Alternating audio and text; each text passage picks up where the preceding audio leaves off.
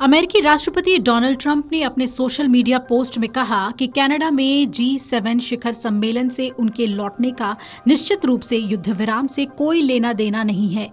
ये उससे कहीं ज्यादा बड़ी बात है। उन्होंने इस पर ज्यादा स्पष्टीकरण दिए बिना राष्ट्रीय सुरक्षा परिषद की तत्काल बैठक बुलाई। अब ट्रंप ने क्या कहा है वो सुनिए।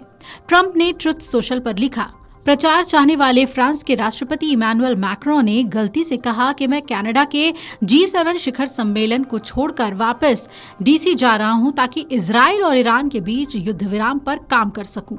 गलत, उन्हें नहीं पता कि मैं वॉशिंगटन क्यों जा रहा हूं, लेकिन इसका निश्चित रूप से युद्ध विराम से कोई लेना देना नहीं है। इससे कहीं ज्यादा बड़ा और जरूरी काम है, चाहे जानबूझकर हो या अनजाने में।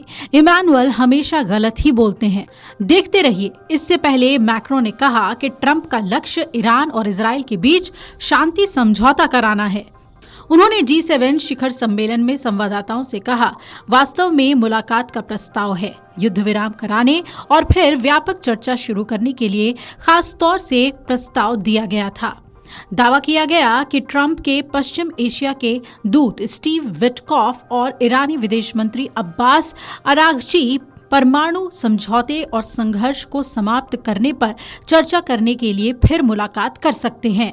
इजराइल और ईरान के बीच संघर्ष 5वें दिन भी थमता हुआ नहीं दिख रहा है। दोनों ही देश एक दूसरे पर लगातार हमले कर रहे हैं। हताहतों की संख्या बढ़ रही है। इजराइल में कम से कम 24 और ईरान में 224 लोगों की मौत की खबर है।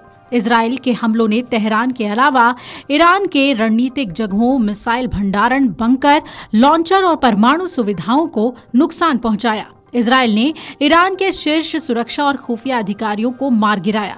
जवाब में ईरान ने इजराइल में हाइफा, तेल अवीव और यरूशलेम को नुकसान पहुंचाया।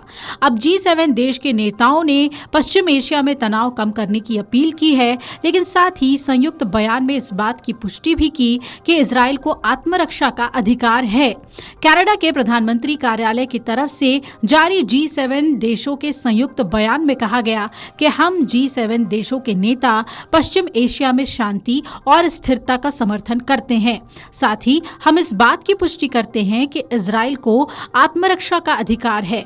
हम इजराइल की सुरक्षा का समर्थन करते हैं। साथ ही हम नागरिकों की सुरक्षा के भी पक्षधर हैं। G7 देशों के संयुक्त बयान में ईरान और क्षेत्रीय स्थिरता के लिए खतरा और आतंकवाद का स्रोत बताया गया है। G7 देशों ने भी कहा है कि ईरान परमाणु हथियार नहीं रख सकता। इससे पहले अमेरिकी राष्ट्रपति डोनाल्ड ट्रंप ने भी ऐसा ही कहा था। ईरान और इजराइल के बीच बीती 13 जून को लड़ाई शुरू हुई थी, जब इजराइल ने एक बड़े हवाई हमले में ईरान के परमाणु ठिकानों को निशाना बनाया।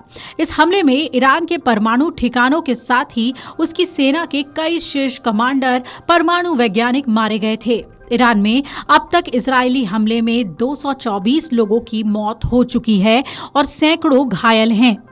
इजरायली हमले के बाद ईरान ने भी पलटवार किया है और इजराइल पर बैलिस्टिक मिसाइल से बड़ा हमला किया है। ईरान के हमले में इजराइल में भी 24 लोगों की जान गई है और सैकड़ों लोग घायल हुए हैं।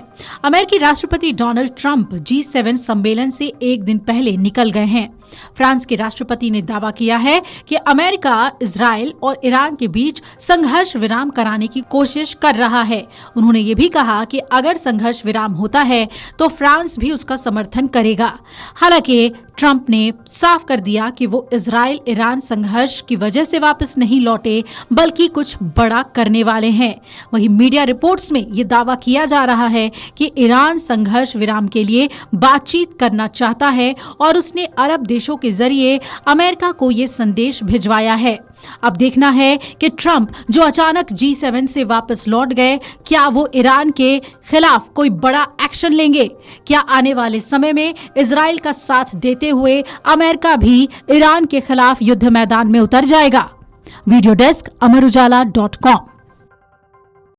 अगर आप ये वीडियो YouTube पर देख रहे हैं तो हमारे चैनल को सब्सक्राइब कर बेल आइकन दबाएं और Facebook पर देख रहे हैं तो हमारे पेज को लाइक करें।